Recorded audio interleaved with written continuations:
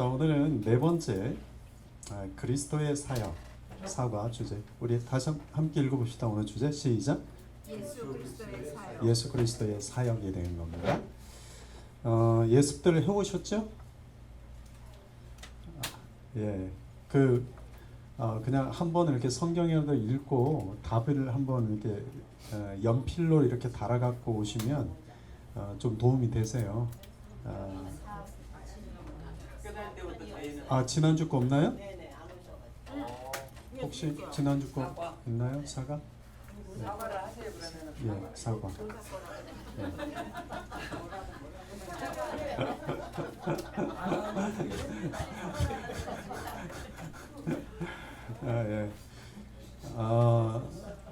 예. 미리 좀 예습을 해갖고 오세요.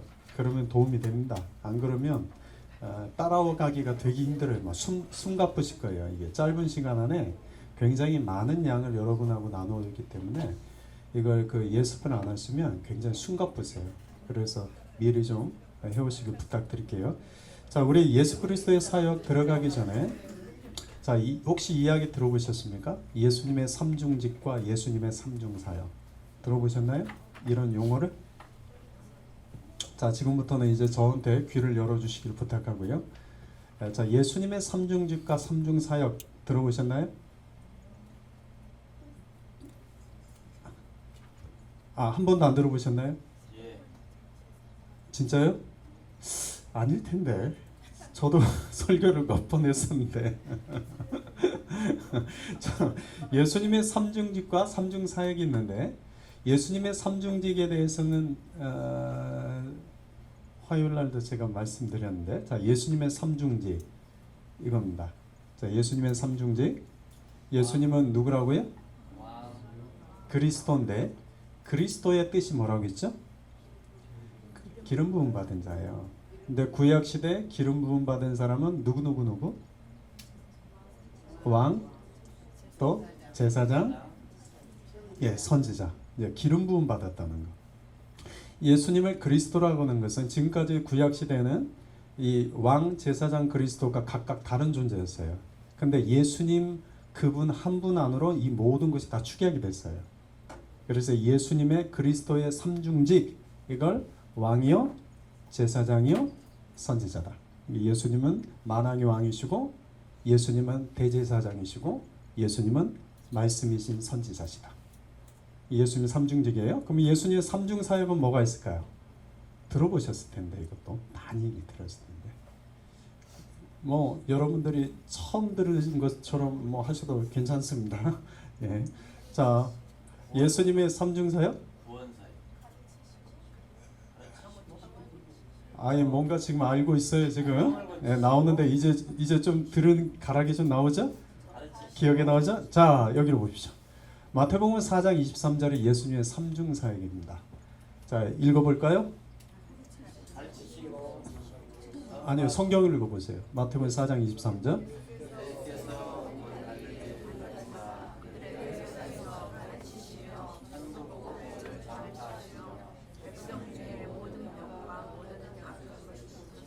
자, 이게 삼중사역이에요. 첫 번째 뭐 하셨다고요? 두 번째, 세 번째. 자, 그럼 무엇을 가르쳤을까요? 그러면 무엇을 선포하셨을까요? 고치셨다는 것은 고치셨다는 건 무엇을 의미할까요? 여기로 보세요. 가르치심, 그냥 이렇게 이해하시면 돼요. 예수님이 가르치신 하나님 나라를 가르치셨어요. 하나님 나라에 대해서. 세상 나라의 가르침이 아니라 하나님 나라에 대한 가르침하셨고, 예수님이 전파하셨던 것도 무엇에 대해서? 하나님 나라의 복음, 하나님 나라를 전파하셨어요. 그러면 고치시는 것과 하나님 나라는 어떤 의미일까요? 자, 여기 봅시다. 마가복음 1장 14절 15절은 예수님이 하나님의 복음을 전파하였다. 예수님이 하나님 나라를 가르치시고 전파하셨다는 내용이라면, 마태복음 12장 28절에 이렇게 되어 있어요. 읽어봅시다. 시작. 그러나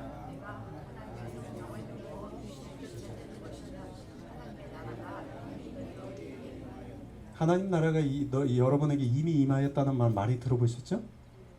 그 하나님 나라가 우리에게 임하였을 때 일어나는 현상이 있어요.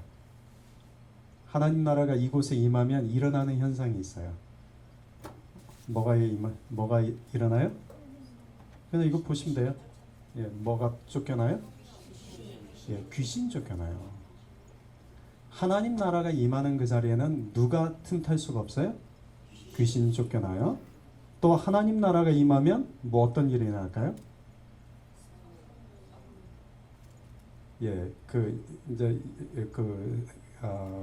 여러분들이 이제 좀 성경을 아시는 것들을 이렇게 동원하셔서 이야기해 보시면 되는데, 하나님 나라가 임할 때 첫 번째는 귀신이 쫓겨나요.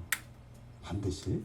두 번째, 예수님이 이 땅에 오시면서 계속 가르치시고 귀신을 쫓아내고 그 다음 뭐 하셨어요?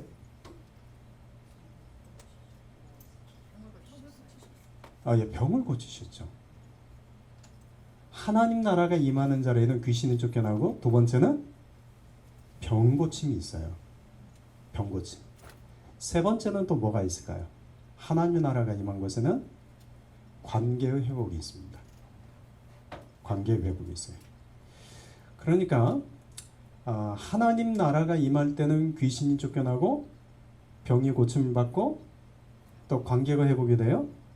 그러면 반대로 하면 귀신이 쫓겨나고 병 고침이 있고 관계가 회복되는 곳에는 무엇이 이미 임하였어요? 하나님 나라가 이미 임하였다. 그러니까 예수님이 고치심의 의미는 하나님 나라가 이 땅에 임하였다는, 이미 임하는 거예요. 증거예요. 자, 이해가 되셨죠? 이게 예수님의 삼중 사역이 된 거예요. 자, 이 예수님의 삼중직과 예수님의 삼중 사역에 대해서는 여러분들이 그냥 기본적으로 머리에 좀 두고 계셔 보세요. 그래야 이제 예수님에 대해서 우리가 쭉 살펴볼 때 도움이 됩니다. 오늘은 그 중에서 하나, 예수님의 이제 사역 중에 구원과 관련된 얘기만 오늘 특별히 좀 떼서 이야기를 할까요? 자, 시작하기 전에 질문을 좀 해볼게요. 여러분, 예수님은 왜 죽으셔야 했죠? 예수님 왜 죽으셔야 했죠?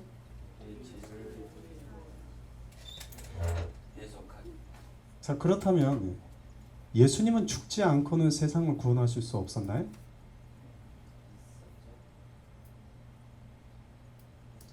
첫 번째 질문에 대해서는 그래도 답을 명확하게 하시는데, 이제 두 번째 질문에서 좀 막히는 경우가 있어요. 자, 예수님은 왜 죽으셔야 했는지, 예, 두 번째, 예수님은 죽지 않고는 우리를 구원하실 수 없으셨나요? 있을 수도 있어요. 자, 이제 이 두 번째 질문에는 오늘 우리 강의 다 끝나고 마지막에 여러분들이 다시 한번 여기에 대해 답을 하시게 될 거예요. 자, 여기서 이 답은 강의 끝난 뒤에 다시 갑시다. 자, 예수님은 왜 죽으셨나? 예수님은 죽지 않고서는 우리를 구원하실 수 없었나? 살아서는 우리를 구원하셨습니다. 자, 갑시다. 베드로전서 2장 24절에 이렇게 되어 있습니다. 읽어봅시다. 시작. 나무에 달려 그 몸으로 우리 죄를 담당하셨으니 이는 우리로 죄에 대하여 죽고 의에 대하여 살게 하려 하심이라. 그가 채찍에 맞음으로 너희는 나음을 얻었다. 예수님은 중요한 것은, 예수님은 나무는 뭘 의미하죠? 십자가죠. 그 십자가 위에서 무엇을 담당하셨어요? 누구 죄? 그냥 이렇게 대중 속에 나를 그냥 집어넣어서 끌려가지 마시고 그냥 개인적으로 적용하면 누구의 죄? 내 죄.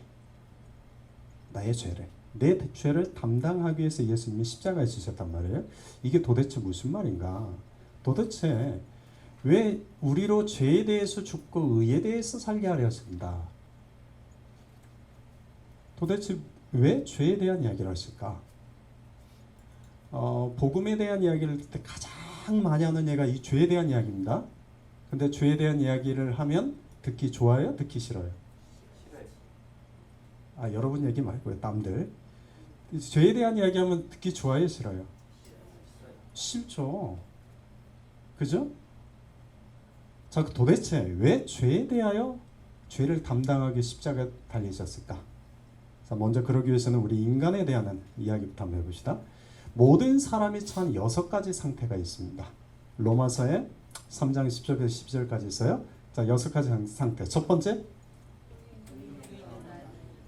뭐가 없다? 누가 없다? 자, 두 번째, 깨닫는 자도 없다. 또 세 번째, 하나님을 찾는 자도 없다. 네 번째, 다 치우쳐 있다. 다섯 번째, 모두가 다 무익하다. 마지막 여섯 번째, 이게 무슨 뜻인지 하나씩 잠깐만 언급하고 갑시다. 이게 인간의 6가지 상태예요. 자, 첫 번째, 의는 없다. 무슨 말이에요? 예, 그 앞을 보시면 답을 다 달아놨어요, 제가. 자, 의는 없다는 것은 무슨 뜻이에요? 죄 없는 사람 없다. 다시 말하면 우리는 모두 다 죄인이다. 그죠? 그러니까 우리 중에 의인이 있다 없다? 우리는 없어요. 우리는 다 죄인이에요. 저도 죄인이고 여러분도 죄인이고 다 죄인입니다. 두 번째, 이 의인은 없다는 의미는 하나님과의 뭐가 깨졌다? 관계가 깨졌다. 죄는 하나님과의 관계를 깨뜨리는 거니까요. 의인은 없다. 이게 우리 모든 인간의 공통적인 첫 번째 특징이에요. 두 번째, 깨닫는 자가 없다라는 말은 의미는 뭘까요? 깨닫는 자가 없다.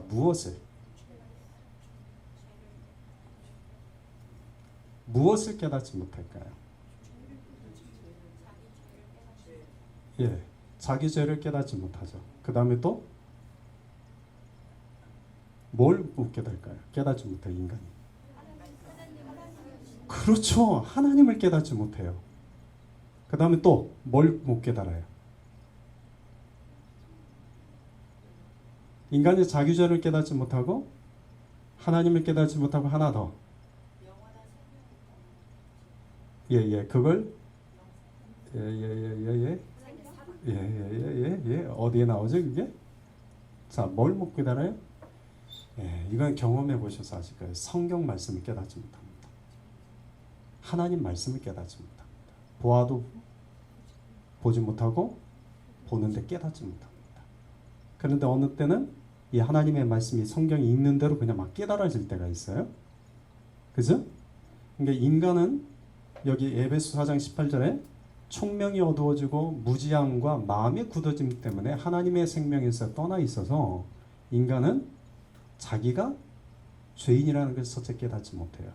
두 번째는 하나님을 깨닫지 못해요. 세 번째는 성경을 깨닫지 못해요. 모든 사람이 똑같습니다. 인간의 본질은. 자, 세 번째, 인간은 어떻다? 누구를 찾지 못한다? 왜 사람은 하나님을 찾지 않을까요? 예, 인간은 왜 하나님을 찾지 않을까요?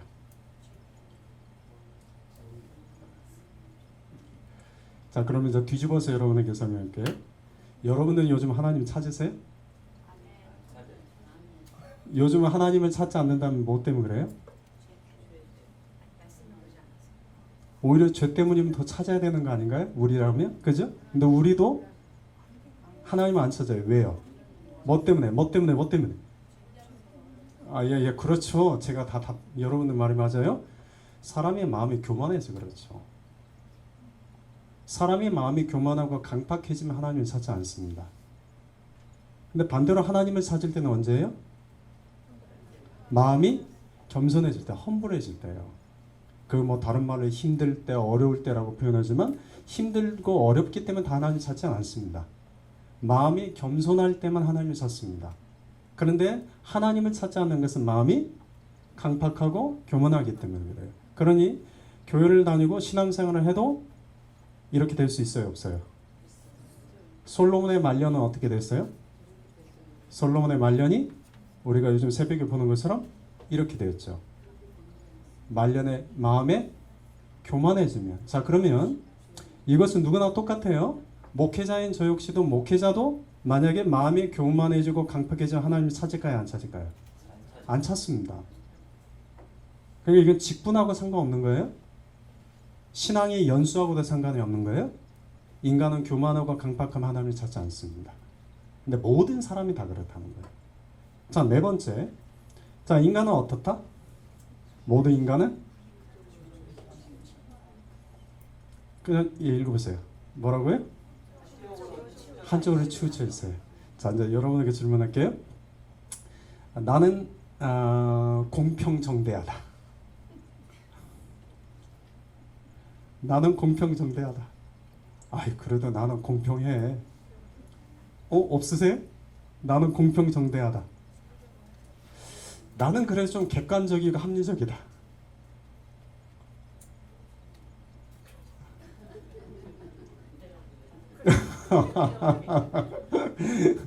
야, 그래요. 남이 보기 말고, 자, 내가 보기에 나는 그래도 객관적이다. 내가 보기에 나는 그래도 합리적이다. 내가 보기에 그래도 나는 공평하다. 자, 이건 어디까지나 내가 보기에입니다. 예, 내가 보기에요. 자, 그러면 그 옆에 있는 사람한테 물어보는 거예요. 나를 잘 아는 사람에게 물어보는 거예요. 자, 예, 물어보세요. 내가 좀 합리적인 거 맞아? 물어보세요. 내가 공평한 거 맞아? 자기 그렇게 예? 인정해달라고.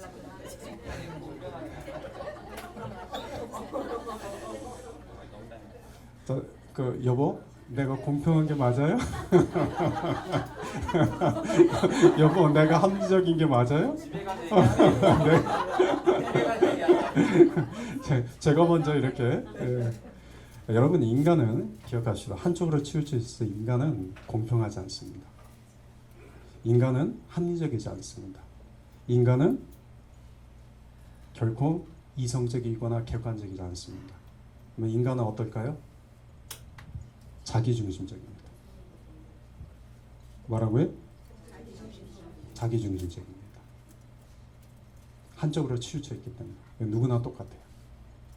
그러니까 인간은 재판관이 될 수 있어요, 없어요? 인간은 판단자가 될 수 있어요, 없어요? 없어요. 비판하지 마라, 판단하지 마라, 정죄하지 마라. 인간은 다 한쪽으로 치우쳐 있기 때문에 그래요. 인간은 남에 대해서는 관대하고 나에 대해서는 엄격할까요? 아니면 그 반대일까요? 사람마다 좀 달라요. 대부분은 어때요? 대부분 남에 대해서는 어때요? 관대해, 엄격해요? 나 자신에 대해서는? 관대하죠? 자, 옆에 있는 사람 물어보세요. 나는 어떤 것 같아요? 물어보세요. 여보, 나는 어떤 것 같아? 똑같습니다. 대부분 인간은 자기 자신에 대해서는 관대해요. 남에 대해서는 엄격해요. 기준이 같아요, 달라요? 달라요. 공평해요? 객관적이에요? 합리적이에요? 아니요, 다 치우쳐 있어요. 자기중심적. 오케이?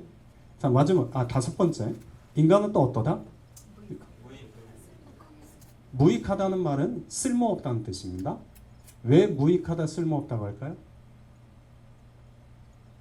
모든 사람이 왜 다 무익하고 쓸모없다고 할까요?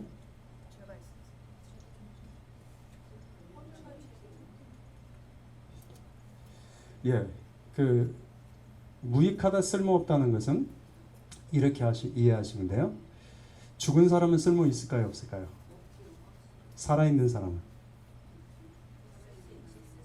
쓸모 있죠. 그래도 죽은 사람은, 자, 영적으로 죽은 사람은 쓸모 있어요, 없어요? 없어요. 하나님을 떠나 있는 사람, 죄로 인해서 모든 인간은 다 무익해요. 쓸모가 없어요. 영적으로 죽어 있으니까. 그런데 영적으로 살아 있는 자만이 쓸모가 있다. 자, 그러면 또 다시 묻는 거예요, 여러분에게. 여러분은 쓸모가 있습니까, 없습니까? 옆에서는 또 물어보세요. 나 쓸모 있어, 없어? 물어보세요. 과거에는 쓸모가 있었는데 지금은 쓸모가 없다. 오늘부터 쓸모 있는 사람들이 됩시다. 자, 여섯 번째. 인간은 어떻다? 읽어보시죠. 여섯 번째. 선을 행하는 자가 있다, 없다? 없다. 선을 행하는 자가 없다. 근데 가끔 착한 착한 병이 있어요. 착한 병 신드롬 걸린 사람이 있어요. 나는 착해. 그래서 어떤 사람은 당신 악해 그러면 화를 내요. 못 견뎌요. 내가 얼마나 착한데. 그런데 인간은 선할까요, 악할까요? 인간은 선할까요, 악할까요? 인간의 마음은 세상보다 더 부패 있어요. 세상에서 가장 만물 중에서 가장 부패 있는 게 누구예요? 인간의 마음입니다. 인간의 마음입니다. 그 인간의 마음에 대해서 깊게 들어가서 이야기를 하면 너무 많습니다. 우리가 얼마나 악한 존재인지. 우리는 선하지 않습니다. 또 물어볼래요? 옆에 분한테? 나 선한 것 같아? 아닌 것 같아. 자, 이것을 인간이 처한 6가지 상황이에요. 정확하게. 그러면 왜 인간이 이런 상황에 처했을까? 로마서 3장 23절 읽어봅시다. 시작. 모든 사람이 죄를 범하였음에 하나님의 영광에 이르지 못하더라. 결국 무엇 때문이다? 무엇 때문이다? 죄 때문이라는 거예요. 자, 그럼 죄가 뭡니까? 그럼 죄가 뭐죠?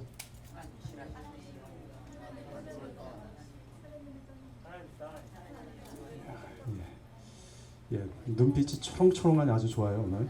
자, 죄가 뭡니까?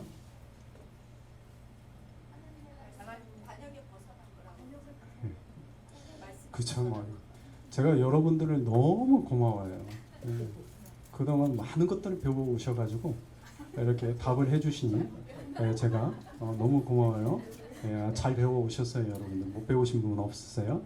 다만 이제 배우긴 배웠는데 표현하는 게 좀 익숙하지 않고 좀 쑥스러워서 자신감 없게 말하는 게 그렇지. 여러분 다 맞아요. 여러분 죄는 뭐예요? 죄는 기본적으로 죄라는 것은 근본적으로 하나님과의 관계가 깨진 거죠. 그죠? 죄는 마음에 하나님 두기를 싫어하는 겁니다. 죄라는 것은 로마서 1장 28절에 나오죠. 사람의 마음에 하나님 두기를 싫어하며 하나님의 상실한 마음으로 내버려 두셨다. 그래서 사람이 합당하지 못한 일을 하겠는데 그게 인간의 죄의 열거들이 쭉 나오죠. 무슨 죄. 그러니까 인간의 죄의 시작은 근본적으로 마음에 누구 두기를 싫어해서? 하나님 두기 싫어해서. 근데 이건 남의 이야기가 아니에요. 지금 이걸 여러분들이 오늘 이 강의를 함께 들으면서 자꾸 남 얘기처럼 이렇게 들으시면 안 돼요. 이게 나의 이야기이기도 하거든요. 여러분 하나님 두기를 기뻐하세요? 네. 하나님 두기를 기뻐하세요? 네. 그러셔야 돼요. 그런데 사람들이 하나님 두기를 기뻐하지 않아요. 마음에. 대신 마음에 뭘 두기를 기뻐할까요? 여러분 얘기 말고 남 얘기 해봅시다. 그럼 마음에 뭘 두기를 좋아할까요? 최윤식 사님? 바둑 두기를 좋아하신다. 장기 아니고? 예. 마음에 뭘 두기를 좋아해요, 사람은? 사람은 마음에 하나님 두기를 좋아하지 않아요. 근데 하나님께 은혜 받는 건 좋아해요. 하나님께 복을 받는 건 좋아해요. 그런데 하나님을 내 마음에 두기는 그렇지 않아요. 왜요? 은혜, 복은 쉽잖아요. 좋잖아요. 근데 내 마음에 하나님을 둔다는 것은 이제 그때부터 내 삶은 무슨 삶? 좁은 길, 좁은 문 거든요. 그러니 사람은 마음에 하나님 두기를 기뻐하지 않아요. 그게 죄의 시작이에요. 자, 그래서 사람은 결국은 누구의 종이 되었는가? 무엇의 종이 되었는가? 요한복음 8장 34절에 뭐라고 되어 있습니까? 답만 이야기해 봅시다. 누구의 종이다? 우리는 다 누구의 종이에요? 죄의 종이었어요. 자, 죄란 어떤 죄가 있었죠? 죄는 무엇으로 짓는 죄?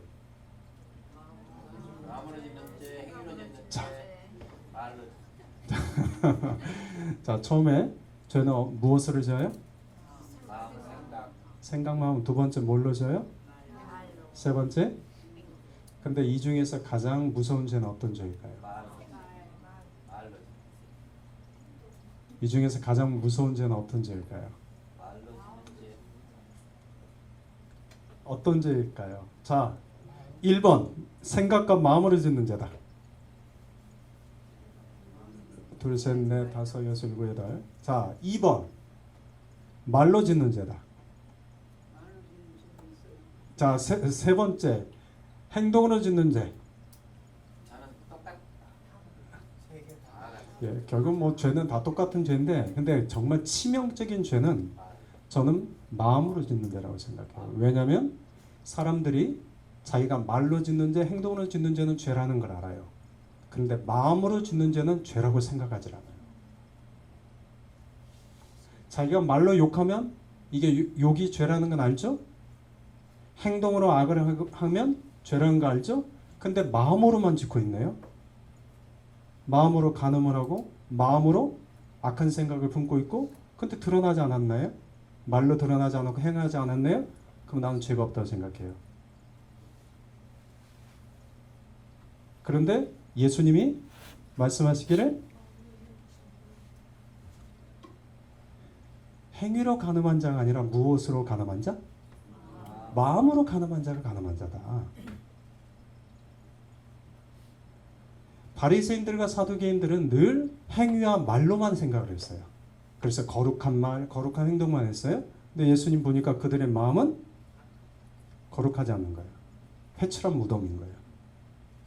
겉은 화려하고 겉은 멋있는데 마음속에는 정죄, 판단, 미움, 죽이려는 마음, 심지어 예수님까지 죽이려고 했잖아요. 대제사장들, 바리새인들이.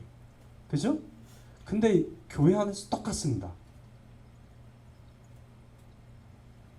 그래서 저는 가장 무서운 죄는 마음으로 짓는 죄라고 생각을 해요. 왜냐하면 이걸 죄라고 못 느끼니까 사람들이. 근데 정말 무서운 죄는 이 마음으로 짓는 죄입니다. 생각으로 짓는 죄. 여러분은 안 그렇지만 대부분 다 마음과 생각으로 짓는 죄를 익숙하게 짓고 삽니다. 근데 그 부분에는 회개를 잘 안 하죠. 인간은 죄의 종입니다. 자, 그렇다면 죄의 결과는 무엇입니까? 죄의 결과는 뭐예요? 결국은 사망입니다. 죄의 결과는 사망이죠. 자, 그러면 죄와 허물로 죽었던 우리가 과거에는 무엇을 따르던 자녀였는가? 우리가 죄를 지었을 때, 우리가 허물을 지었을 때 우리는 누구를 따르던 자녀였는가? 무엇을 따르던 자녀였는가? 자, 먼저 이것부터 합시다. 우리가 전에는 누구를 따랐습니까? 무엇을 따랐습니까? 무엇을 따랐습니까? 전에 우리가 따르던 세 가지. 지금도 그러면 안 되는데 지금도 그럴지 몰라요. 첫 번째, 세상 풍조를 따라요. 두 번째, 무엇을 따라요? 공중 권세 잡은 자를 따라요. 세 번째, 무엇을 따라요? 우리 육체의 욕심을 다른 말로 이렇게 되어 있네요. 육체와 마음에 원하는 것. 그러니까 누구 마음대로? 내 마음대로. 전에는 우리가 무엇을 따랐다고요? 첫 번째, 세상 풍조를 따랐어요. 두 번째, 공중 권세를 잡은 자를 따랐고, 세 번째, 육체의 욕심, 육체의 마음을 따랐단 말이죠. 자, 그러면 세상 풍조의 특징은 뭐가 있습니까? 이 세상 풍조의 특징이 뭘까요? 세상 풍조의 특징을 저는 아주 잘 표현한 분이 책 제목이 있었어요. 돈, 권력, 섹스. 이 세대의 풍조입니다. 세상 풍조입니다. 돈, 권력, 섹스. 근데 거기에 요즘 하나가 더 포함됩니다. 먼저 아세요? 마약. 돈, 권력, 섹스, 마약. 이 세상 풍조가 그렇습니다. 자, 그러면 공중 권세 잡은 자의 특징은 뭘까요? 공중 권세 잡은 자는 사탄이죠. 이 공중 권세 잡은 자의 특징은 뭐죠? 하나님과 가까워지는 것을 싫어하는 예. 또 멸망시키고 예. 사망을 이끌어 예. 그걸 이제 제가 간단하게 정리하면 공중 권세 잡은 자에게는 두 가지 특징이 있어요. 하나는 거짓과 속임수예요. 두 번째는 파멸과 죽음이에요. 그러니까 공중 권세 잡은 자의 특징이에요. 사탄의 두 가지 특징입니다. 그러니까 사탄이 우리에게 하는 말은 언제나 다 진실이다, 거짓이다. 거짓이죠. 속임수죠. 그다음에 사탄은 우리에게 달콤한 것을 주겠다고 약속하지만 결국 우리를 어디로 끌고 가요? 파멸과 죽음으로 끌고 가요. 이게 공중 권세. 우리는 근데 그걸 모르고 계속 누굴 따라갔어요? 전에는 이 사탄을 따라요. 그래서 거짓과 속임수의 삶을 살고 파멸과 죽음을 향해 가던 자들이었어요. 세 번째, 육체의 욕심은 뭐라고 했어요? 육체의 욕심은 뭐라고요? 예, 육체와 마음이 원하는 거. 다시 하면 내 마음대로 하는 거. 그래서 사탄이 인간에게 와서 가장 처음 유혹했던 것은 어떤 유혹이었습니까? 창세기 3장 5절에 네가 이것을 먹으면 네가 누구처럼 된다? 하나님과 같이 된다. 이제 네 마음대로 살아도 된다. 예. 전에는 그랬단 말이죠. 우리가. 그러니 이런 삶을 살던 우리가 그때는 누구의 무슨 어떤 자녀였느냐? 다시 에베소 2장 3절을 보면 우리는 본질상 진노의 자녀다. 왜요? 불순종의 자녀에게 임하는 것은 에베소서 5장 6절에 무엇이 임하기 때문에? 하나님의 진노가 임하기 때문에. 하나님의 진노가 임하기 때문이죠. 자, 갈라디아서 3장 10절에 보면 그러면 죄의 기준이 되는 것을 이렇게 말씀하셨어요. 죄의 기준. 갈라디아서 3장 10절을 한번 읽어봅시다. 시작.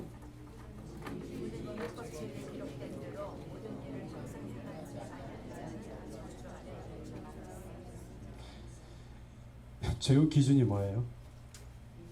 죄는 마음에 하나님 두기를 싫어하는 건데 그건 성향 본질이고 그 죄의 기준이 뭐예요? 예. 그냥 쭉 보시면 돼요. 죄의 기준은 말씀대로 행하지 않는 것, 말씀대로 살지 않는 것, 말씀대로 살아가지 않는 것이 뭐다? 죄다. 이게 죄의 기준이에요. 죄의 기준이 그렇다는 거예요. 근데 그 죄의 결과 인간은 모두 다 하나님의 진노, 저주 아래 있는 자였다. 그랬단 말이죠. 이 지금까지 한 모든 얘기를 종합해서 이게 인간론인데 인간의 실존이 뭐냐? 인간은 어떤 존재냐? 인간론의 핵심을 이와 같이 정리를 내릴 수 있어요. 자, 첫 번째, 인간은 죄를 지은 죄인이다. 그 죄 때문에 인간은 하나님과 어떻게 됐다? 관계가 깨져서 원수가 되었다. 그래서 인간은 어디 아래 놓여 있었다? 사탄의 권세 아래 놓여 있었다. 그 결과 인간은 모두 다 사망을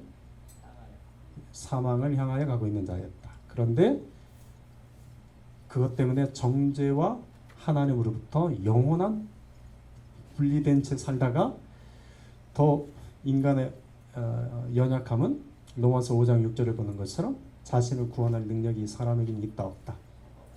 없다. 이게 인간의 실존이란 말이에요. 이런 인간의 실존 때문에 그렇다면 누군가는 나를 위하여 이 죄에서부터 구원해질 분이 필요한 거죠. 예, 그분이 우리가 잘 아는 이제 예수입니다. 그래서 예수님이 오셔서 이와 같은 대가를 주릅니다. 자, 빌립보서 2장 7절 8절을 같이 한번 읽어봅시다. 시작. 오히려 자기를 비워 주의 육체를 가지사 사람들과 지내셨고 사람의 모양으로 나타나사 자기를 낮추시고 죽기까지 복종하셨으니 곧 십자가에 예, 예수님이 세상에 오시기 위해서 하신 세 가지 일은 무엇입니까? 자, 첫 번째 뭐부터 하셨어요? 자기를 비우셨죠. 두 번째, 종의 형체를 가지셨죠. 그렇게 해서 세 번째, 사람이 되셨죠. 그죠? 여기든 구체적인 설명은 하지 않을게요. 그런데 그 하나님 예수님이 어디까지 자기를 낮추셨습니까? 예, 죽기까지, 십자가에서 죽으실 때까지 낮추셨다. 인간의 실존은 아까 죄인이라고 했죠? 그렇죠? 인간의 실존이 그 죄에서 구원받을 수 없는 자를 위해서 예수님이 오셔서 죽기까지 낮추셨다. 이사야서 53장 3절을 보면 이 땅에서 예수님이 이를 위해서 겪으신 일들을 이렇게 기록하고 있어요. 이사야서 53장 3절 같이 읽읍시다. 시작. 그는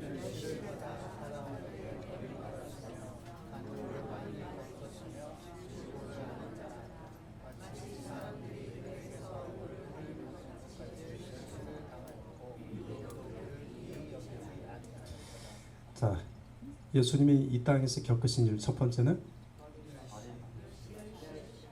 예, 멸시를 받았다를 몇 번 반복하고 있습니까? 멸시를 받았다 몇 번 반복했어요? 두 번 반복해서, 그죠? 멸시를 받으셨다, 멸시를 당하셨다. 두 번째 예수님은 어떠셨다? 버림받으셨다. 세 번째, 강고가 무슨 뜻이에요? 강고는? 고통과 예, 맞아요. 강고는 인간의 육체적인 고통, 슬픔 같은 걸 말해요. 자, 그러면 질고는 뭘까요? 질고는? 예, 질고는 그냥 질병이에요. 질병. 예. 질병 또는 연약함 뭐 이런 거예요. 자, 예수님이 우리 이 땅에 오셔서 우리를 위해서 멸시도 받으셨고 버림도 받으셨고 강고도 많이 겪으셨고 질고도 겪으셨다라는 얘기예요. 자, 그러면 이걸 뒤집어서 해봅시다. 여러분 누구에게 멸시 받아본 적 있으십니까? 누구에게 버림 받아본 적 계십니까? 뭐 강고와 질고는 우리가 겪어봐서 알죠. 그죠? 근데 앞에서 멸시를 받고 버림 받아본 적 있으세요? 그러면 어떻게 될까요? 기쁘시죠? 즐거우시죠?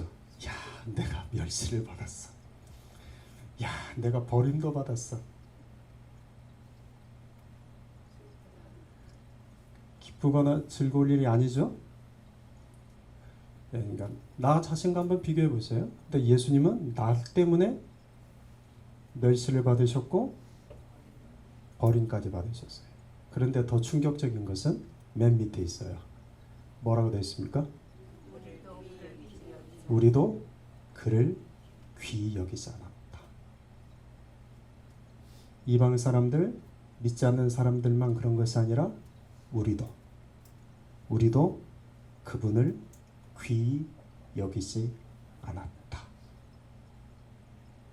교회 안에 수없이 많은 성도들이 있지만 교회 안에서조차 그분을 귀히 여기지 않았다. 예수님 지금도 겪고 계신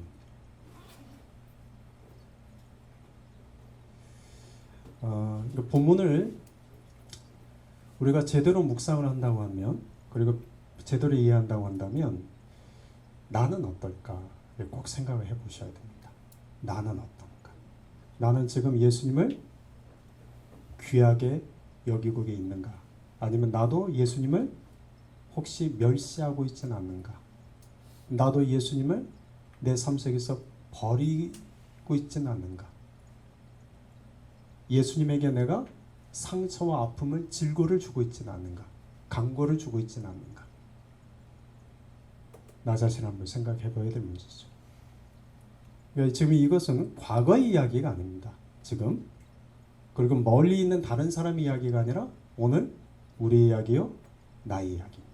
예수님 지금도 나 때문에, 우리 때문에 이와 같은 일을 겪고 계십니다. 히브리서 9장 22절에는 죄를 용서받기 위해서 요구되는 것이 무엇인지를 이와 같이 적고 있어요. 히브리서 9장 22절, 레위기 17장 11절 한 문장으로 이야기하면 죄를 용서받기 위해서는 뭐가 필요하다? 뭐가 필요하다? 그러면 왜 피 흘림이 있어야 됩니까? 왜 피 흘림이 있어야만 하는 겁니까? 왜 피 흘림이 있어야 되죠? 피 흘림 없으면 용서가 안 되나요?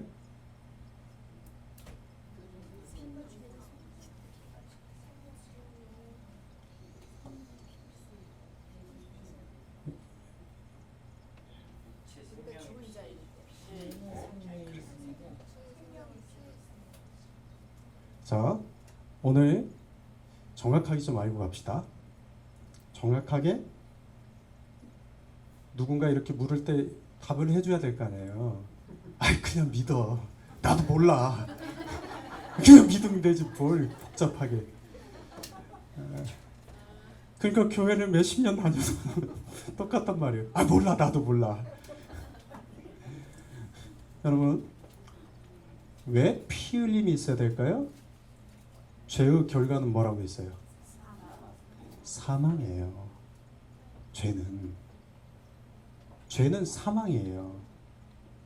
그러니 사망을 대신하기 위해서는 뭐가 필요해요? 예, 생명이 있는 피가 필요해요. 피는 생명이 있다. 예, 권사님은 두수 앞으로 벌써 나가셨어요. 예. 그러니 피 흘림이 없이는 사함도 없다. 왜냐하면 피에게는 생명이 있는데 생명은 피 안에 있는데 죄의 결과는 뭐다? 사망이다. 그러니 죄에서 죽은 우리를 다시 살리기 위해서는 어떤 대가를 치러야 돼요? 생명을 똑같이 대가를 치러야 되는 거예요. 생명과 생명이 바꿔지는 거예요. 근데 그 생명이 어디에 있다? 피에 있다. 피 흘림이 없으면 사함도 없다. 자, 예수님이 그래서 우리의 죄를 대속하기 위해서 치르신 대가, 베드로전서 1장 18절 19절 같이 읽어봅시다. 18절부터 19절 쭉 읽어보시다. 시작. 너희가 알거니와 너희 조상이 빌려준 복된 길에서 대속함을 받는 것은 은이나 금같이 없어지는 것으로 된 것이 아니요 오직 흠없고 점없는 어린 양 같은 그리스도의 몸으로 드리는 것입니다. 예수님 왜 피를 흘리셔야 했어요? 예수님이 왜 우리의 죄를 위해서 피를 흘리셔야 했어요? 피 흘림이 없으면 뭐가 없다? 죄사함이 없다. 피 흘림이 없으면. 예수님이 그래서 우리의 죄를 위해서 피를 흘리셨다. 예수님께서 십자가에서 이렇게 외치셨어요. 마태복음 27장 46절에 보면 엘리 엘리 라마 사박다니, 이 말씀은 나의 하나님 어찌하여 나를 버리셨나이까. 여러분 왜 하나님은 아들 예수님을 십자가에서 이렇게 버리셔야 했을까요? 여러분의 아들 버려보실래요? 여러분의 딸 버리실 수 있어요? 저는 아들 셋이지만 셋 중에 하나 버리라고 이제 못 버릴 것 같아요. 우리 부모는 못 버리잖아요. 그죠? 근데 하나님은 독생자 아들 예수님을 왜 버리셔야 했을까요? 왜 십자가에서 버리셨을까요?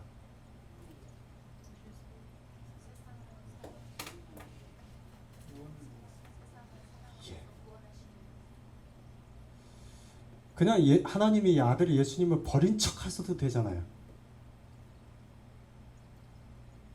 그러지 않나요? 그냥 버린 척. 영화에 보면 사람이 진짜 죽지 않잖아요. 주인공들이 총 맞아서 이렇게 죽잖아요. 이렇게 죽으면 그들이 그냥 이렇게 죽은 척 하는 거지. 척하는 것은 사탄이나 하는 속임수죠. 그래요. 집사님 그 정확하게 보셨어요. 여러분 얼마든지 하나님이 아들 예수님을 십자가에서 버린 척 하실 수 있는데 다 속일 수 있잖아요. 그런데 하나님이 그렇게 하지 않고 예수님을 완전히 버리셨단 말이에요. 왜요? 우리 인간들을 구원하기 왜요? 하나님의 속성입니다. 이게 하나님은 무엇을 못하세요? 거짓을 못하세요. 하나님을 속일 수 있어요? 없어요? 없어요. 하나님 척 못하세요. 그러니까 우리를 살리시기로 마음먹었으면 척하는 것이 아니라 진짜 버리셔야 했어요. 우리를 살리기 위해서 하나님은 척하시지 않고 속이지 않고 눈속이지 하지 않고 우리를 위해서 아들 예수님을 완전히 버리셨어요. 완전히. 그러니까 예수님이 십자가에서 하나님 어찌하여 나를 버리셨습니까? 어찌하여 나를 버리셨습니까? 진짜로 나를 버리신 거예요, 하나님. 그래야 누구를 살려요? 우리를 살리기 때문이죠. 이사야서 53장 6절에 하나님은 십자가에 달린 예수님에게 이와 같은 것을 맡기셨어요. 무엇을 맡기셨습니까? 여호와께서는 우리 모두의 죄악을 그에게 담당시키셨도다. 우리의 죄를 십자가에 계신 예수님에게 모든 것을 죄를 다 맡기기 위해서 완전히 버리셔야 했어요. 이것을 또 다른 말로 요한일서 4장 10절에 이렇게 표현합니다. 요한일서 4장 10절을 같이 읽읍시다. 시작.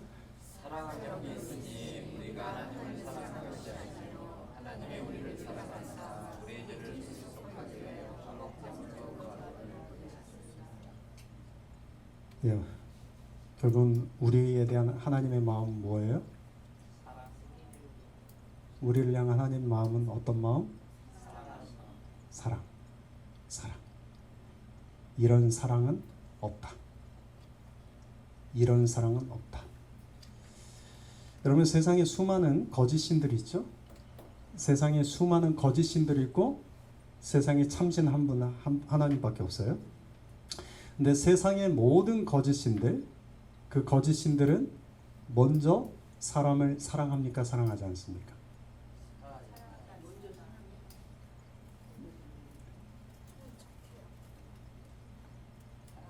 귀신들이 사람을 먼저 사랑할까요? 사랑하지 않을까요?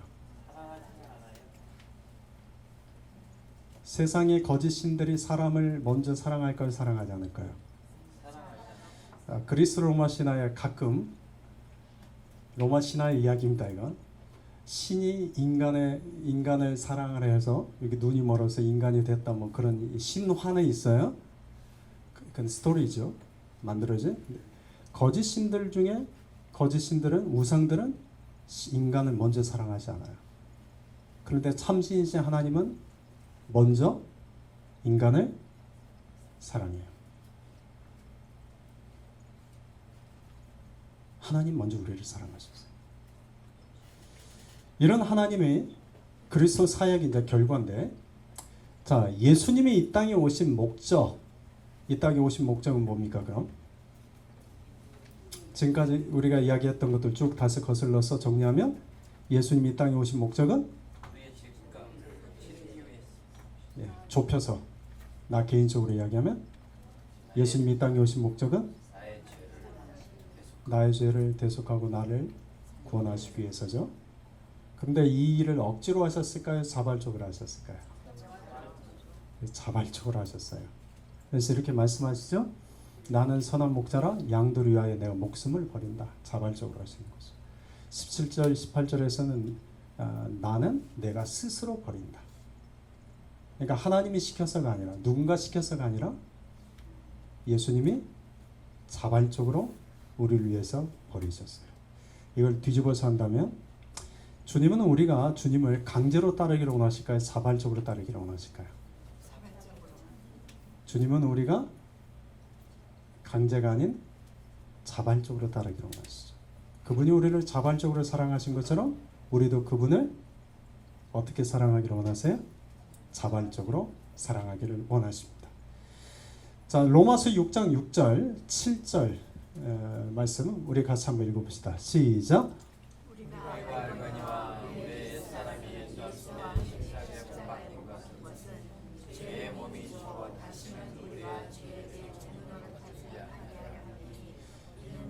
우리가 죄에서 벗어나 의롭다 하심을 얻었습니다. 예수님이 죽으심으로 인해서 이 땅에 이제 우리 인간에 대해서 성취하신 거 6가지가 있습니다. 자, 첫 번째는 예수님의 죽으심 때문에 성취한 것. 첫 번째는 인간이 어떻게 되었다? 예, 우리 죄의 몸이 죽어서 어떻게 되었다? 의롭게 되었다. 우리는 의롭게 되었다.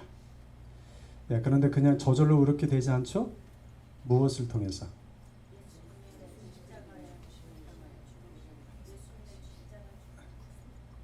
자, 우리가 의롭게 되는 것은 무엇을 통해서예요? 예, 그죠? 근데 그것을 어떻게 해야 돼요? 이미 예수님이 다 깔아 놓으셨어요. 다 준비해 놓으셨어요. 이미 앞에 것은 이미 예수님이 우리를 위해서 준비해 놓은 것들을 다 이야기를 했어요. 근데 예수님이 이미 다 성취해 놨어요. 근데 우리를 의롭게 하실 것도 이미 성취해 놓으셨어요. 근데 정말 우리가 의롭게 되려면 이제 어떻게 해야 돼요? 예, 그분을 믿는 거죠. 믿음을 통해서 의롭게 되는 거죠. 그죠? 이미 성취하셨다. 두 번째, 예수님이 죽으심으로 성취하신 건 뭐예요? 죄사함. 세 번째, 예수님이 죽으심으로 성취한 것은 뭐예요? 우리를 이 약한 세대에서 건지셨다. 공중권세 잡은 자에게서 세상 풍조에서 죽어가는 우리를 건지셨다. 네 번째, 죽으심으로 성취하신 건 뭐예요? 우리를 누구 앞으로 인도하신다? 하나님 앞으로 인도하신다. 다섯 번째, 죽으심으로 성취한 것은 뭐다? 우리가 하나님의 의가 되게 했다. 하나님의 의란 무슨 뜻입니까? 하나님의 의란? 하나님의 의란 뭐죠? 예, 하나님의 의가 되게 한다. 무슨 말이에요? 하나님의 의. 하나님의 의라는 단어. 하나님의 의. 이거 제가 첫 번째 시간에 이야기를 드렸는데 하나님의 의. 하나님의 의는 세 가지 의미가 있다고 했는데요. 들으시면 또 아하 그럴 거예요. 첫 번째 도덕적 의미가 있어요. 두 번째 법정적 의미가 있고 세 번째 관계적 의미가 있어요. 도덕적, 법정적, 관계적 의미에서 하나님의 의가 되었다는 것은 무슨 말일까요? 어떤 의미일까요? 도덕적, 법정적, 아니면 관계적? 예, 관계적이죠. 하나님과의 관계가 맺어졌다. 그래서 여섯 번째 이렇게 말합니다. 이것을 우리가 하나님과 이제는 관계가 맺어져서 하나님과 화목하게 되었다. 이것이 곧 구원이다.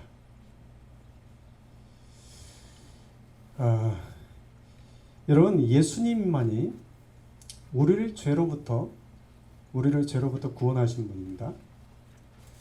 사도행전 4장 12절 말씀에 우리에게 이렇게 말씀하셨어요. 잘 아시는 말씀이죠? 읽어봅시다. 시작. 다른 이로서는 구원을 받을 수 없나니 천하는 사람 중에 구원을 받을 만한 다른 이름을 우리에게 주신 일이 없음이라 했다. 여러분은 우리를 죄 사함을 주고 우리를 구원해 주신 분, 하나님과의 관계를 회복하고 하나님과 화목해 하시는 분은 오직 누구밖에 없다. 여러분, 구원은 예수님 외에도 가능하다, 가능하지 않다.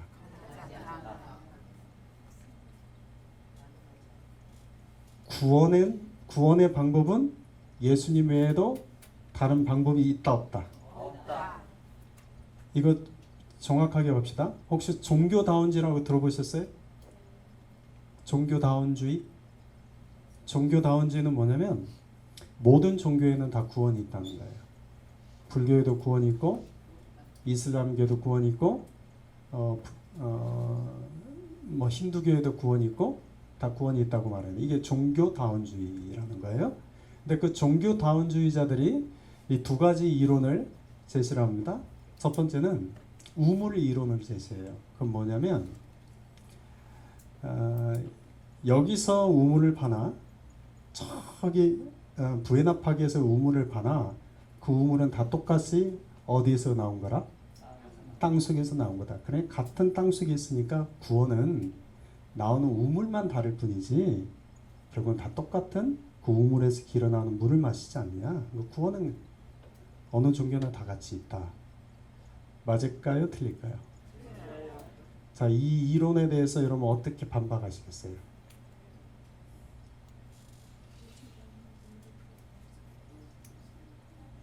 나는 길이요 진리요 생명이신 예수 그리스도만 우리를 구원해 주고 있습니다. 아멘. 예. 여러분,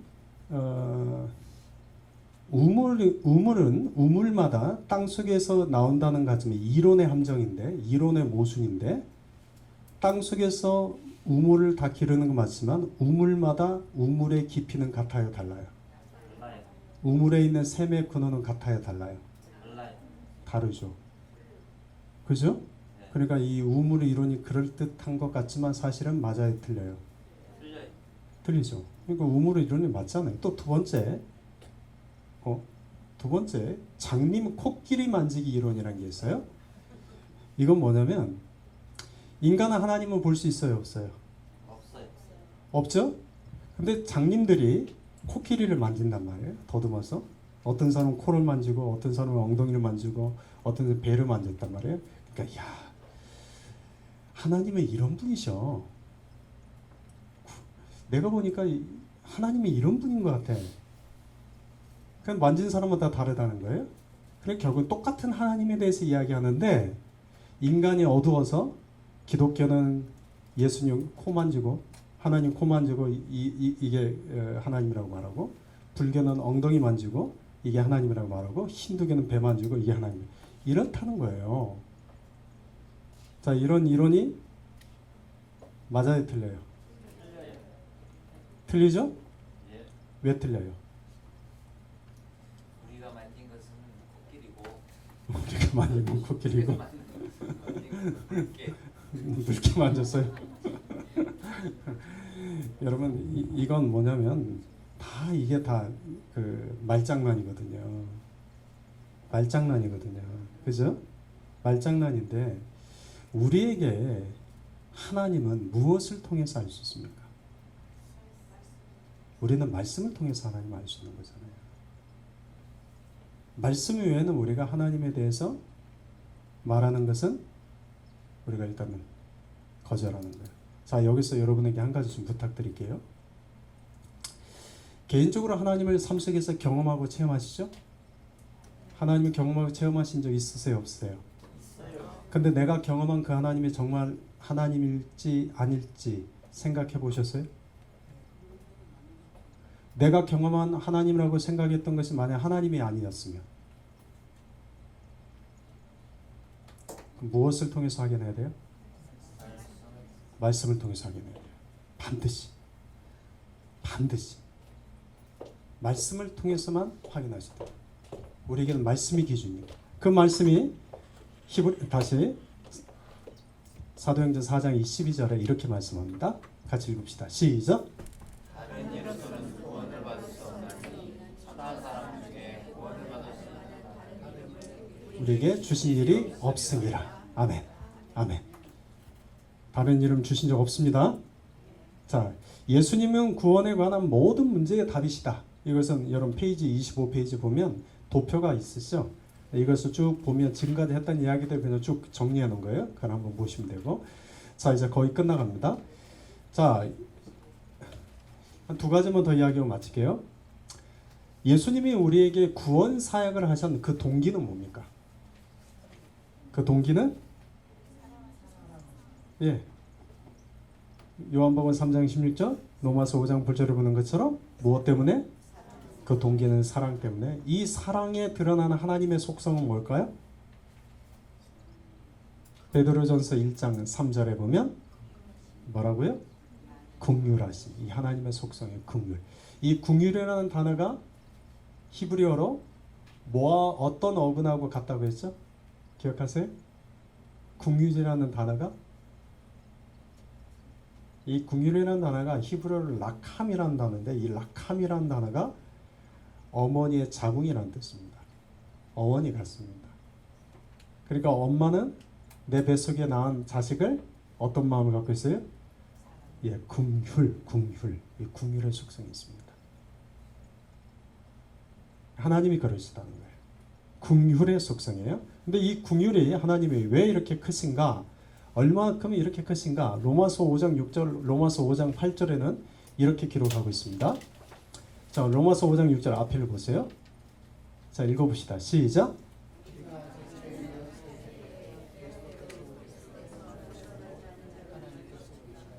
자, 로마서 5장 8절 시작. 우리가 아직 죄인 되었을 때 그리스도께서 우리를 위하여 죽으심으로 하나님께서 우리에 대한 자기의 사랑을 이게 부모의 사랑 아닌가요? 그죠? 부모는 자식이 연약할 때, 자식이 여전히 죄인 되었을 때 사랑하잖아요. 그죠? 이게 부모란 말이에요. 하나님이 우리에게 그렇다는 거죠. 우리가 연약했을 때, 우리가 아직 죄인 되었을 때 우리를 위해 대신 죽으심으로 그분의 사랑을 나타내셨다. 자, 마지막 그리스도의 사역과 결실과 연속 부분에 대해서 잠깐 봅시다. 자, 예수님은 하나님의 아들로 이제 선포가 되셨는데 그 선포된 것은 무엇을 통해서인가? 어떻게인가? 그런 얘기예요. 로마서 1장 4절을 보면 부활의 능력으로 누구로 선포되셨다? 하나님의 아들로 선포되셨다. 근데 아들로 선포되셨을 뿐만 아니라 예수님은 지금 어디에 계시다? 예, 히브리서 1장 3절에 보면 예수님은 누구 어디에 계시다?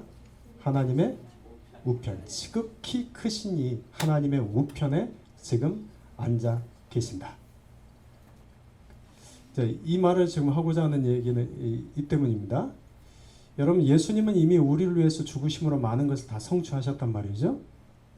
그러면 예수님은 지금 모든 것을 다 완성하셨으니까 주무시고 계실까요? 아니면 지금도 깨어서 일하고 계실까요? 지금 그 이야기를 하고 위해서인 거예요. 예수님이 이미 이 땅에서 우리를 구원을 하기 위한 모든 것을 다 완성하셨지만 그걸로 주님은 다 이루었다 하고 쉬고 계시지 않고 주님은 지금도 하나님 보좌 우편에 하나님의 아들로서 우리를 구원하기 위해서 일하고 계신다. 그 말이에요. 고린도전서 15장 21절 22절 같이 한번 읽어봅시다. 시작. 사망이 한 사람으로 말미암았으니 죽은 자의 부활도 한 사람으로 말미암았다. 아담 안에서 모든 사람이 죽은 것 같이 그리스도 안에서 모든 사람이 살았느니라. 여기 보면 사망이 한 사람으로 말미암았다. 아담을 이야기하죠. 그리고 죽은 자의 부활은 누구예요? 예수님이죠. 그 예수님을 통해서 모든 사람이 이제 삶을 얻게 되었다. 그런 말씀이에요. 근데 부활을 우리가 첫 열매라고 하죠. 부활을 첫 열매라고 하는 이유가 있습니다. 여기 앞에 보시면 구약에서는 첫 열매의 의미는 하나님을 위하여 떼어놓는 것입니다. 구약에서는 항상 첫 열매는 누구의 것이라고 해요? 하나님 것. 첫 열매는 하나님 것. 근데 신약에서 첫 열매의 의미는 뒤따라 있을 더 많은 추수에 대한 일종의 보증입니다. 약속입니다. 그러니까 예수님이 첫 열매라는 것은 구약으로 말하면 역시 하나님의 것이라는 뜻이지만 신약의 의미로 보면 예수님은 앞으로 추수할 영혼들에 대한 약속이라는 거예요. 자, 이제 시작되었다는 거예요. 부활이 이제 시작되었다. 이제 구원이 시작되었다. 그분이 이제 약속이 되신 거예요. 그러니 그 약속되신 그분을 우리가 믿을 때 우리도 그분을 따라서 부활의 영광을 보게 되는 것이죠. 자, 히브리서 7장 25절에 이렇게 기록하고 있습니다. 자, 같이 읽어봅시다. 시작. 그러므로 자기를 힘입어 하나님께 나아가는 자들을 온전히 구원하실 수 있으니 이는 그가 항상 살아계셔서 그들을 위하여 구원하시리라. 아멘. 앞에서 여러분, 우리는 지금 죄 짓고 있습니까? 안 짓고 있습니까? 우리는 죄 짓고 있습니까? 안 짓고 있습니까? 우리는 여전히 마음에 하나님 두기를 기뻐하고 있습니까? 그러지 않습니까? 어떠세요? 나는 예수님을 믿는 자답게 내 마음에 하나님을 모시고 살아가는 것을 기뻐하며 살고 있어요? 아니면 하나님 두기를 싫어하며 살고 있어요? 기뻐하면서요. 어떻습니까? 기뻐하면서요. 그런데 그럼에도 불구하고 오늘 우리가 이 자리에 있는 것은 무엇 때문일까요? 저는 여기 답을 봐요. 그럼에도 불구하고 우리가 누구를 힘입어 나가요? 이 자기는 누구예요? 예, 그 자기 당신 자기가 아니고 예수님. 예수님을 힘입어 나아가는 자들을 하나님 온전히 구원할 수 있는데 그 이유가 뭐예요? 그분은 항상 살아계셔서 우리를 위하여 간구하십니다. 그러니 우리의 구원에 대한 소망은 나에게 있어요? 예수님에게 있어요? 예수님에게 있어요. 얼마 전에 이제 끝났습니다. 이 말을 볼게요. 얼마 전에 어떤 선교사님 저한테 전화가 왔어요. 뭐 하나 물어볼 게 있다고, 목사님 같은 경우 어떻게 했으면 좋겠냐고. 그 내용인지 뭐냐면 후임 선교사가 정해졌어요. 이제 리타이어 하시려고 하는데 후임 선교사 정해졌는데 새로 후임 선교사가 된 이분들이 왔는데 사역에는 관심이 없는 거예요. 후임 선교사가 젊은 사람들인데 사역에는 관심이 없고 이분은 태국에 있는 그 촌에 계시는데 방콕 시내에서 그냥 이렇게 인조회하는 거예요. 젊은 애가. 그러니까 이 선교사님이 아니 내 후임으로 왔으면 당연히 어디로 가야 돼요? 사역지로 가야 되잖아요. 근데 이미 이분 이제 그 퇴임 날짜도 이제 정해졌고 내년이면 해가지고 그 이전에 인수인계도 해야 되는데 이 선교사는 분명히 한국에서 받고 파송까지 받고 왔는데 올 생각은 없는 거예요. 그러니까 이 선교사님이 이제 갈등이 생긴 거죠. 어떻게 해야 되나? 그래서 가서 이제 한마디 한 거예요. 선교사님 그 내외한테 젊은 내외니까 가서 시니어 선교사라서 한마디 했더니 그 다음부터 그 와이프 선교사님이 그 젊은 와이프 선교사가 이 시니어 선교사님을 보고 인사도 않고 또 그냥 다니는 거예요. 그러니까 이 시니어 선교사님이 너무나 이게 답답하니까 전화를 하셨어요. 목사님 같으면 이거 어떻게 하시겠습니까? 어떻게 할까요? 여러분 어떻게 할까요? 여러분 어떻게 할까요? 기도해. 어떻게 할까요? 네? 자 이걸 뒤집어서 다시 질문할게요. 이걸 뒤집어 다시 질문할게요. 예수님이 너무 답답해서 하나님께 전화 옵니다. 아버지, 내가 이 인간들을 위해서 이렇게까지 내가 축구했는데 여전히 이 인간들 보니 마음에 놔두기도 싫어하고 나를 위해 선다고 말하는데 지들 논이라고 바쁘고 딴 마음을 갖고 살고 여전히 말과 행동과 마음으로 죄짓고 사는데 아버지 이 인간들 어떻게 할까요? 어떻게 할까요?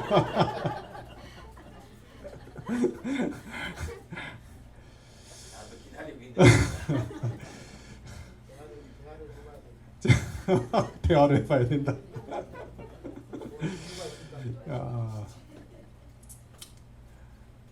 저는 이제 그 선교사님 전화를 받고 그 젊은 선교사네가 우리 모습이 아닐까 생각을 했어요. 우리가 아닐까. 처음에는 그 선교사님 말 듣고 저도 막 화가 났어요. 막 야, 선교사님 저분이 굉장히 바른 분이시고 그분이 굉장히 바르셔서 야 오죽할 그리고 굉장히 이렇게 포용력도 있고 그러신데 단 한 번도 누구를 욕하거나 누군가를 비난한 적이 없는 분이시거든요. 그랬던 분이 저한테 전화를 해서 그렇게 말씀하실 정도면 야 이거 보통이 아니라 막 화가 나더라고요. 저도 같이 아니 그런 사람이 있어요. 그랬거든요. 근데 전화를 뭐 결론 내리니까 끊었어요. 끊고 나서 가만히 생각해 보니 하나님 앞에서 나도 똑같더라고요. 아까 이렇게 얘기했죠. 우리는 나에 대해서는 관대해요, 나에 대해서는 엄격해요. 나에 대해서는 관대, 남에 대해서는요. 엄격, 관대해요, 엄격해요. 남은 엄격. 자, 그러면 이제 우리 지체들을 서로 보세요. 여러분, 우리 지체들을 서로 볼 때 나에 대해서는 관대하세요, 엄격하세요? 옆에 있는 지체에 대해서는요. 관대인데 관대. 자, 여러분, 내가 그 인간은 안 돼. 이 인간은 희망이 없어 라고 생각할 때 주님은 지금도 살아계셔서 그를 위하여, 내가 그 인간이라고 생각하는 그 인간을 위하여, 도대체 선교사가 어떻게 그럴 수 있어? 사명의식도 없고 파송까지 받아서 갔는데, 그런데 그를 위하여 뭐하고 계신다? 간구하고 계신다. 결국은 누가 만들어 가실 거다? 예, 사람이 만드는 게 아닙니다. 예수님이 만들어 가는 겁니다. 제가 지금 강조하고자 하는 건 뭐냐면, 이 예수님의 사역에 대해 우리가 쭉 다 이야기를 했지만 우리 삶과 아무런 관련이 없다면 이건 또 다른 지식이잖아요. 그죠? 지금은 여러분에게 나눴던 이야기들 다 외운다 한들 이게 나하고 무슨 상관이냐 말이죠. 말씀을 우리가 제대로 통과를 하면 누가 변화가 돼요? 그 인간이 내가 변화돼야 되는 거죠. 그죠? 그러니까 서로 마지막으로는 이렇게 인사 나눕시다. 내가 변화되겠습니다. 내가 변화되겠습니다. 내가 변화되겠습니다. 내가 네. 네. 당신이 변화돼야 되는 거 아니야? 누가? 내가 변화되겠습니다. 그럼 돼요.